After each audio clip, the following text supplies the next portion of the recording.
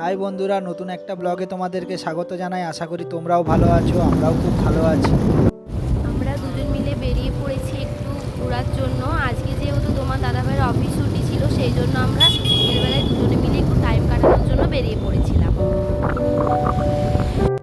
আমরা বেরিয়েছিলাম কিন্তু আমাদের কোনো ডেস্টিনেশন ছিল না। আমরা ঠিক করলাম যে দেখি কতটা কোন দিকে যাই, যাওয়ার পরে তারপরে ঠিক করব আমরা কোন দিকে যাচ্ছি।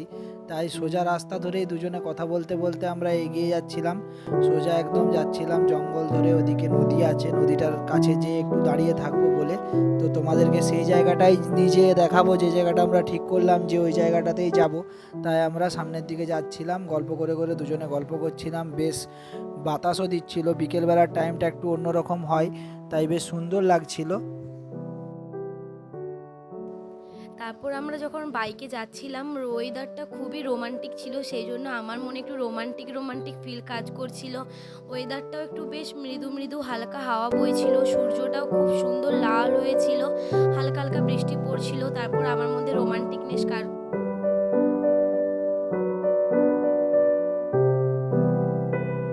এবারে আমরা আমাদের ডেস্টিনেশন শিলাবতী নদীতে এসে দাঁড়িয়েছিলাম।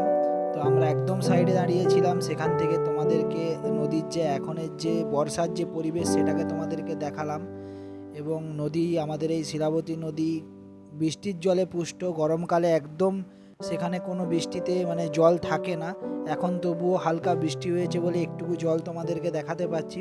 এই আমাদের শিলাবতী নদী, এটাই বৃষ্টির জলে পুষ্ট নদী। সামনের দিকে এই যে এনএইচটা দেখা যাচ্ছে, এটা আগে NH-60 ছিল, সেটা ওল্ড রুট হয়ে গেছে, এখন এটা হচ্ছে নতুন NH-14। এবং এইটা হচ্ছে উত্তরবঙ্গ থেকে দক্ষিণবঙ্গের একমাত্র একটাই রাস্তা। তো ওখান থেকে আমরা বৃষ্টি পড়ছিল বলে বেরিয়ে গেলাম, এসে একটা ফুচকা কাকুর দোকানে দাঁড়ালাম, সেখানে ফুচকা খাবো বলে। কিন্তু যেহেতু লাইন ছিল, আমরা কিছুক্ষণের জন্য দাঁড়িয়েছিলাম। লোক ফুচকা খাচ্ছিল, আমরা চুপচাপ দাঁড়িয়েছিলাম, যেহেতু ওয়েদারটা খুব ভালো ছিল, খুব একটা কষ্ট হচ্ছিল না। আমরা এখন দাঁড়িয়ে আছি কারণ কাকু এমন একদম ফুচকা দিচ্ছে, কারণ আমি প্রচণ্ড ঝাল আমি খেতে পারি না, আর ওখানে প্রচণ্ড ঝাল দেওয়া আছে। ওই জন্য এখন দাঁড়িয়ে দাঁড়িয়ে অপেক্ষা করছি কখন ফুচকা খাবো। টাটা। খুবই মন খারাপ লাগছে কারণ আমরা এই জাস্ট বেরোলাম, তারপরে বৃষ্টি শুরু হয়ে গেছে, ওই জন্য আবার ঘুরে বাড়ি চলে যাচ্ছি।